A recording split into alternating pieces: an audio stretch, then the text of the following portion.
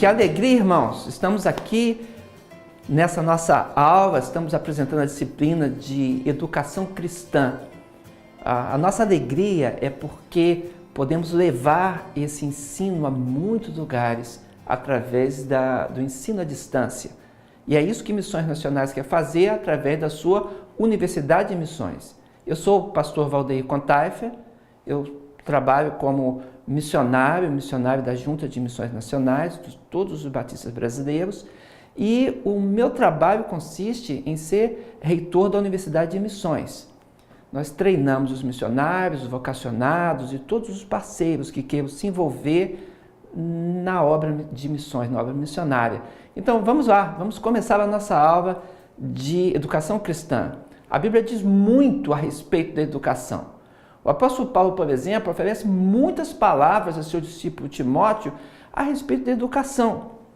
Entre tantos ensinamentos, diz ele, por exemplo, persiste em ler, exortar e em ensinar. Ele fala em 1 Timóteo 4,13.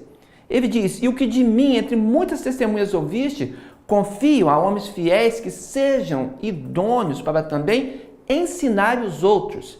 2 Timóteo 2,12. Paulo diz, convém, pois, que o bispo seja irrepreensível, marido de uma mulher, vigilante, sóbrio, honesto, hospitaleiro, e ele diz no final, e apto para ensinar, 1 Timóteo 3,2. Então, esses mandatos de Paulo são importantes a nós, porque a educação está dentro do cristianismo e a Bíblia tem muito a dizer sobre isso. Paulo diz, manda essas coisas e ensina-as, 1 Timóteo 4,11. O servo do Senhor, diz a Bíblia, não convém contender, mas ser manso para com todos e apto para ensinar, sofredor. Esse ensino, irmãos, que nós vamos trazer, portanto, é o âmago, o coração da Bíblia Sagrada a respeito da transmissão do Evangelho. Isso é educação cristã. Deus nos tem convocado para agirmos em favor da educação. Quando Paulo escreve a Tito, ele também tem Tito como seu discípulo, junto com Timóteo, ele explica em Tito 2, 11 a 15. Porque a graça de Deus se apresentou salvadora e tem se manifestado a todos os homens, ensinando-nos que, renunciando à impiedade e às concupiscências mundanas, vivamos neste presente século sóbria e justa e piamente. Devemos aguardar a bem-aventurança, a esperança, o aparecimento da glória do grande Deus e nosso Senhor Jesus Cristo, o qual se deu a si mesmo por nós para nos remir de toda iniquidade e purificar para si um povo seu, zeloso de boas obras. Vê que existe uma ênfase grande no apóstolo Paulo de que o nosso coração esteja pronto para falar das coisas de Deus. E ele diz, fala disto e exorta e repreende com toda a autoridade, ninguém te despreze. Então, o Evangelho, o centro do Evangelho, ele é didático em si. O Evangelho foi preparado, foi manifestado para ser pregado e ensinado. Assim nós devemos nos preparar, todos nós, irmãos, para fazer o melhor possível para que a educação possa manifestar a justiça e o Evangelho de Cristo. Na língua hebraica, para nós termos uma ideia, a palavra estudo, talmid, é uma palavra que encerrava todo o corpo doutrinário que era conhecido a respeito das Escrituras. E essa palavra também foi usada com o sentido de levar o ensino. Se a gente colocasse ela no intensivo, no ritpael, que é o intensivo do hebraico, do verbo hebraico, então ia transformar em quê? Ia transformar essa palavra em ensinar. Porque quem consegue estudar muito, com intensidade, é capaz de ensinar. E é isso que nós devemos ter no nosso coração. Estarmos aptos para ensinar com dedicação naquilo que vamos fazer.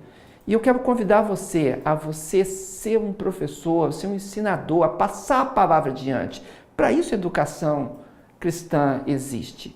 Essas nossas ações direcionadas com a motivação certa são a bênção para a nossa vida e para a vida de outros.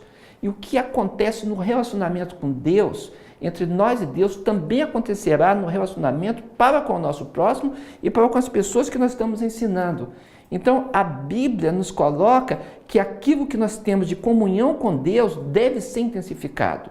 Por exemplo, o patriarca Enoque, descendente de Adão, filho de Caim, pai de Irade, ele é apresentado em Gênesis 5:24. É dito que Enoque andou com Deus e não apareceu mais porquanto Deus o tomou para si. A Bíblia utiliza esse relato a respeito de que Enoque foi transladado, e esse fato ele está integrado dentro da doutrina chamada doutrina da esperança cristã, que compõe o ensino a respeito da vida eterna com Deus. Em Hebreus 11:5 é explicado assim: pela fé, Enoque foi transladado para não ver a morte, e não foi achado, porque Deus o transladara, visto como antes da sua transladação alcançou testemunho de que agradara a Deus. Observe, irmãos, que a Bíblia fala então de um relacionamento de Enoque com Deus e um relacionamento de intensidade. Você fala, mas como é que você pode saber, pastor, que esse relacionamento é intenso? Da onde você tirou isso da Bíblia? Ora, como saber isso? A Bíblia nos mostra que Enoque andou com Deus e ele andou intensamente. Essa informação está exatamente na língua hebraica, porque o verbo que descreve o andar com Deus está no grau intensivo. Então mostra que o andar com Deus em intensidade fez com que Enoque estivesse pronto para poder se lançar diante do Senhor, e Deus se agradou dele e o tomou para si. Observa que aprender de Deus, da sua vontade, das suas ações, das coisas que Deus faz, é aquilo que nos permite conhecer Deus melhor. Irmãos, eu sou o pastor Valdeir Contaifer. Eu tenho um trabalho missionário. Eu coordeno treinamento de educação missionária em missões nacionais.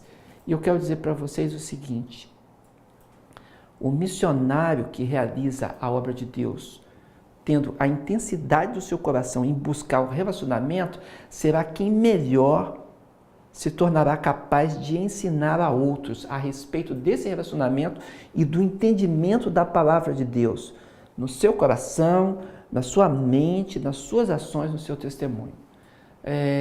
Nós trabalhamos com o desenvolvimento de colaboradores, com as suas funções, seus cargos, suas tarefas, trabalhamos com as incumbências específicas da vida missionária e do crescimento da instituição Missões Nacionais, enquanto ela se envolve com o trabalho de plantação de igreja, revitalização de igreja, ação social, enquanto ela se envolve, irmãos, com levar Cristo ao coração daquele que precisa.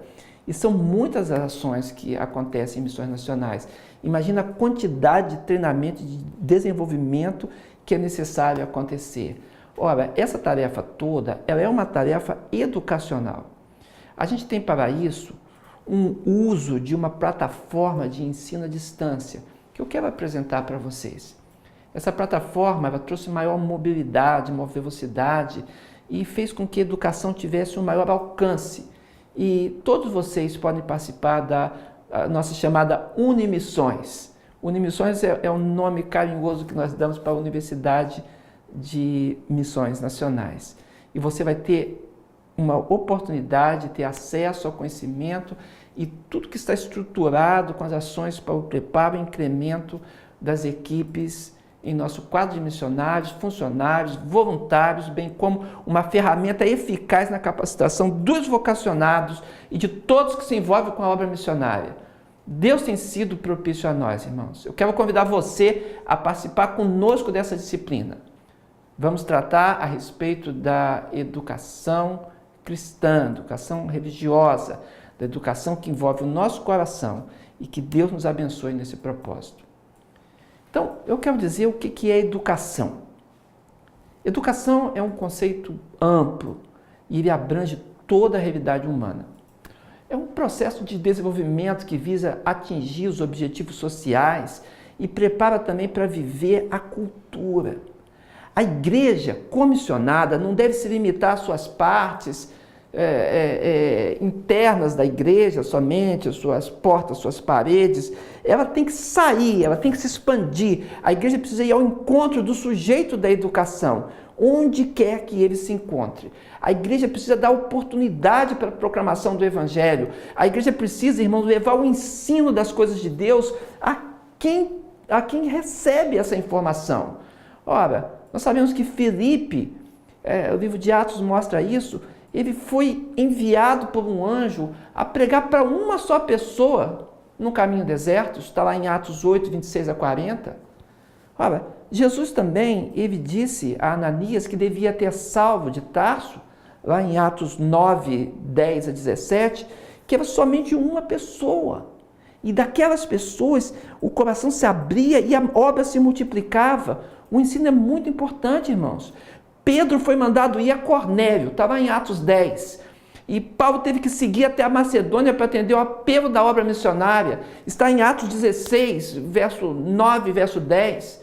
Ora, se a gente está envolvido no ensino, temos que entender, irmãos, que precisamos ter o nosso coração movido pelo Espírito Santo para chegar até o sujeito da educação. E esse sujeito é o aluno, é a pessoa que aprende, a pessoa que vai multiplicar aquilo na sua própria vida. A pedagogia moderna nos ensina que ensinar é fazer pensar, é estimular para a resolução de problemas. Portanto, aquele que se envolve com o ensino deve estimular o educando a pensar por conta própria, ou seja, produzir pensamentos próprios, pensamentos novos, por sua própria vontade e esforço.